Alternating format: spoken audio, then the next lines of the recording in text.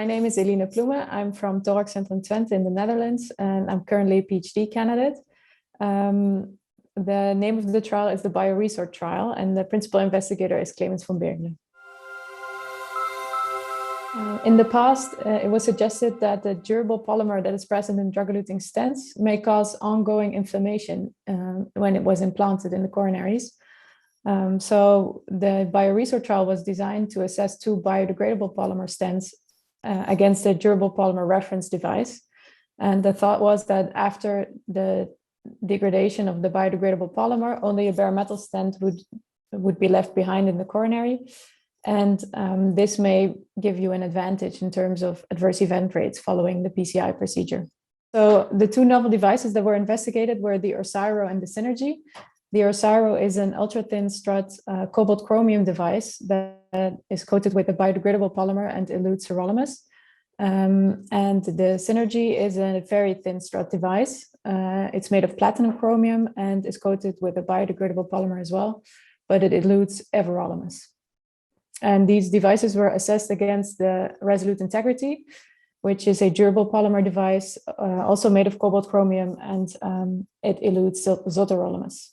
The trial was designed as a non-inferiority study, and at 1 year, non-inferiority was established for the Orsiro and Synergy versus the Resolute Integrity. And we assessed all-comer patients, which means any reference vessel size or lesion length or lesion type was allowed. And any type of coronary syndrome was included in the trial. We included 3,514 patients, and they were all randomized in a 1-to-1-to-1 manner to one of the three study devices. And randomization was stratified for diabetes. The trial was monitored, and all adverse events were adjudicated by an independent clinical events committee. The key results of the trial are that at 5-year follow-up, there was no difference for all-comer patients regarding target vessel failure for all three devices. So the safety and efficacy of Orsiro and Synergy versus Resolute Integrity at 5 years was established. Furthermore, in the high-risk population of patients with diabetes, we also found no difference in safety and efficacy. In the individual endpoints of target vessel failure, so that is target vessel MI, cardiac death, and target vessel revascularization, we also found no significant differences for the three stents. Based on our trial, we cannot say that a specific stent should be selected for patients with diabetes. The trial was not powered to assess differences in the diabetic subpopulation, but we did stratify for diabetes at randomization, and we had quite a sizable population of 200 diabetic patients per treatment arm. And we found that the safety endpoint cardiac death was lower in patients treated with Orsiro than patients treated with Resolute Integrity in the diabetic patients. So you may be inclined to think that the diabetic patients are somewhat better off with Orsiro.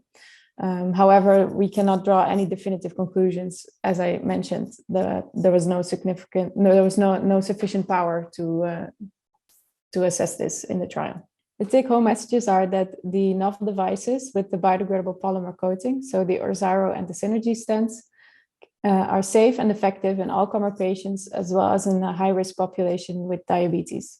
We're always looking to further improve the outcome of patients treated with PCI. I think there's still some ongoing development for novel devices, and we are always looking to investigate new devices that may cause slight improvements in the outcome of patients.